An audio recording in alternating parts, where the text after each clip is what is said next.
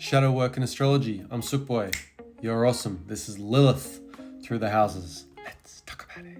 Astrology has a variety of different methods to help you become more aware or integrate your shadow. What do I mean by shadow? Unconscious material that you don't wakefully have control over. It can often lead to some erratic behavior or out of character behavior that nor you or others recognize. Now, the 8th house represents sex, taboo, loss, shared resources, as it is on the financial axis with the 2nd house. More than anything though, it represents our deep, primordial, instinctual transformations. If you find you're someone that has Lilith in the 8th house, you could have fears or unresolved guilt, shame, issues, struggles with intimacy, feeling vulnerable, even aspects of your own sexuality or parts of your sexual expression that you consider taboo.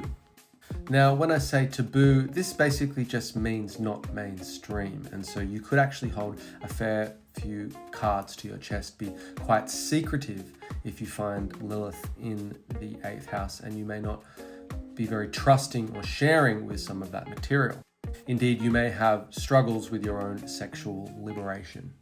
The 8th house also speaks to loss and death, and therefore how you process grief could be an issue. Now, everyone processes grief differently, but those of us that have Lilith in the 8th house, it can become more subjective, personalized, and a bit more of a process than your average. Now, it is unfortunate, but also having Lilith in the 8th house may actually point to some trauma, abuse in some people's lives also. Finally, the 8th house actually speaks to our shared resources, aka other people's money or money you've lent to other people. So therefore, it also symbolizes inheritance. Now, Lilith in the 8th house could actually have issues of being slaved or a victim of some kind of financial abuse, potentially, or they could be financially abusive.